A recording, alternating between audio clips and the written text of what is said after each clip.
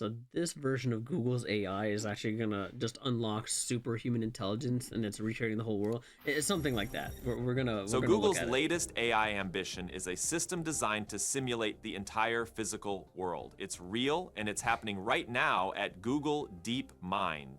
We'll talk about what this means, why Google thinks it's the critical path to artificial general intelligence, and how it ties into Google's broader AI strategy, including their rumored Gemini 2.0 update. We'll also look at some big announcements about Google making AI more accessible in workspace, plus how this all fits into the wider AI race, especially with Microsoft. Do you think AI All is gonna tight. take So over first things first, too Tim much? Brooks, who was previously at OpenAI, left that company last fall and moved over to Google DeepMind. He's now heading up this new team dedicated to world simulation. Basically, they want to build an AI model that can understand and replicate the physics of our planet. That's a pretty ambitious leap. If you're wondering what world simulation means, it's essentially about training an AI system on massive It's kind of streams of creepy. multimodal data, video, audio, maybe sensors from robotics, you name it, so that the AI can anticipate what's going to happen in a given environment, just like how we as humans rely on our knowledge of physical laws to navigate our daily lives. The ultimate dream is that these systems could become so advanced they'd essentially pave the way to AGI. According to AGI? Brooks, they're not messing around with the scale of Wait. What's AGI? Is that artificial? What? Hold on a second. Hold on. Artificial general intelligence. Okay, I'm a little dumb. this thing. They're working closely with other Google AI projects, Gemini, Veo, and Genie. Now, Gemini has already been in the spotlight for a while. It's that big next generation large language model from Google. Veo is a video generation tool, and Genie is a foundation model that can create playable 3D worlds from a single image. If you combine these kinds of technologies, massive language models, advanced video generation, and the ability to produce entire 3D environments, The you can limit is see how the endless. puzzle pieces start to fit together for an AI that can think in terms of real-world physics. This all ties in with Google's continued faith in the so-called scaling hypothesis, which basically says if we keep throwing more data and more parameters at AI models, we'll continue to see big leaps in intelligence. Critics, though, are saying that we might be reaching the upper limit of what pure scaling can do. Data's finite, and the environmental impact of training huge models is pretty high. Some experts argue we need new architectures, not just bigger ones. But for now, Google is doubling down. The job ads for this new world simulation team explicitly say they see scaling up to video and multimodal data as crucial for reaching AGI. They're also looking for a research engineer world modeling at their Mountain View HQ, highlighting that they want to push world simulators to the very limit of available computing power. Do you think if they're doing this right with the like absolute power they have, right, to generate the world, would they be using it for the benefit for the people and the planet, or are they just gonna try to figure out, hey, you know, we shouldn't probably unleash this on this country or do this to this ocean because of whatever, right? I mean, just thinking about how AI can tell you if, you know, what your symptoms could be and how you can fix it and what's treatable, what isn't, to basically creating the planet and what could be done to help fix it or not fix it is Now, kind of why do we beyond me. even need to simulate the entire real world? Well, there are a bunch of reasons. First off, if you can simulate real physics accurately, you can train robots in a virtual environment, which is infinitely safer and cheaper than messing If up that in makes real sense. life. Imagine a robot that needs to learn how to walk. Instead of physically stumbling around, it can practice in a simulated environment until it's good enough to walk on real floors. On top of that, developers in video games and interactive entertainment could embed these super advanced physics sims to create game worlds that feel unbelievably real. Just imagine playing a game where objects and environments behave with near perfect realism, all powered by an AI that's learned the laws of physics. But it's not just gaming and robotics. Researchers could tap into these advanced simulators for scientific experiments, Oh, there you go, like yep. simulating weather patterns or even modeling how viruses spread in a population without physically experimenting in the real world. And crucially, these systems What does he mean by physically experimenting in the real world with the virus? or a plague or a sickness. What does he mean? Are they actually doing human testing for that? I thought they were. I know they're trying to stop animal testing for this kind of stuff, but are they actually still doing human testing for this kind of stuff? Could help with real-time, the world's changing too quick. It's hard interactive to conversation scenarios where an AI has to understand the context, environment, and even body language, and the context, environment, and even body language within a space. It really starts to feel like something from a futuristic sci-fi movie. Speaking of near-future developments, rumors are swirling that Google is about to drop a major update to its Gemini model called Gemini 2.0 Flash Thinking Expanse 123, and that it's set to launch on January 23, 25. This little tidbit apparently leaked during a Google Hackathon live stream where a guy named Pan Weifeng caught some details. The name Flash Thinking implies faster or more dynamic reasoning, which might help with quick decision-making in tasks like real-time simulation.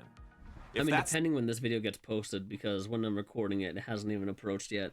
But depending when this gets posted, I don't know what that's gonna be like, right? I don't know how that's gonna feel. It ties nicely into the new world modeling mission. Maybe Google's plan is to integrate these Flash thinking capabilities into their AI Studio platform, giving developers an easy interface for building advanced simulations or immersive experiences. Now, let's circle back to that job advertisement that Google posted. Research engineer, world modeling.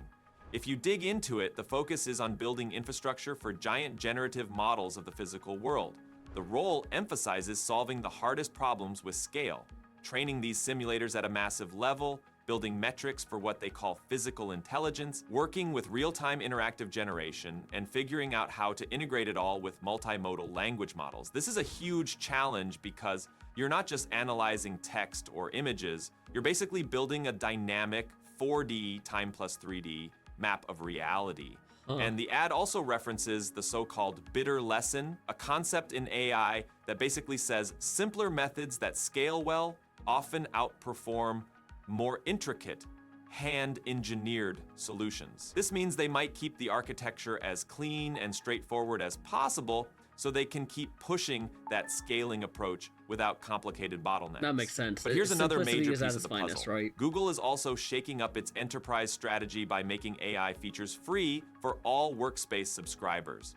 Previously, you had to shell out an extra $20 per user per month to access Gemini Business. Now, Google has rolled that cost into the regular Workspace subscription, which has gone up from $12 to $14 per user. So effectively, for just $2 extra, businesses get all these AI goodies like auto-generated spreadsheet designs, meeting summaries, an AI-powered note taker, video editing, and more, without the old paywall. Meanwhile, Microsoft is also in this race, launching a free version of its Copilot chat for Microsoft 365, with an option for pay-as-you-go agents. Microsoft still offers its higher-end $30 per user per month solution for those who want the full premium capabilities. But the fact that both Google and Microsoft are making AI more accessible in the same week says a lot about the current AI arms race. Each company is trying to get as many users as possible on board with their AI ecosystem.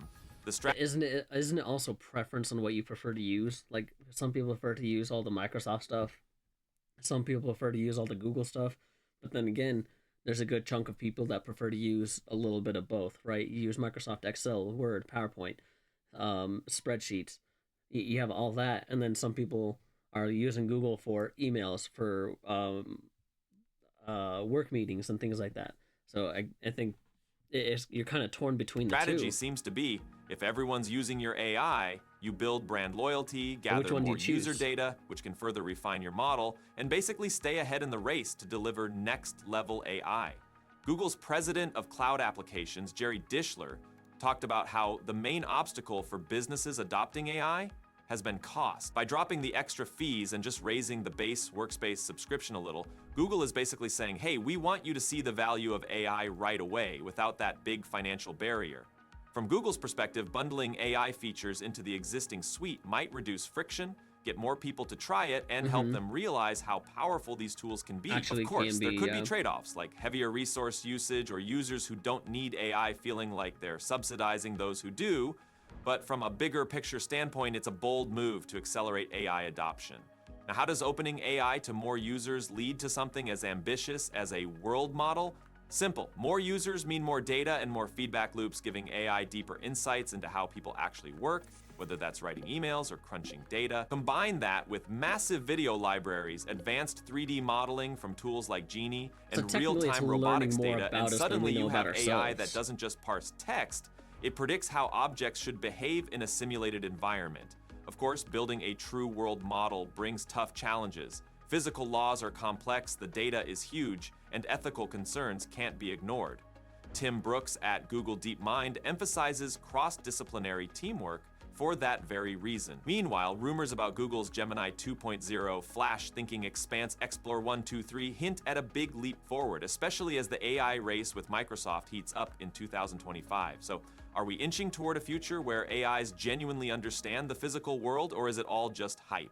Let me know your thoughts, and hey, if you're into this kind of deep dive, don't forget to like, subscribe, and stay tuned for more AI updates. What he said, but okay. No, I think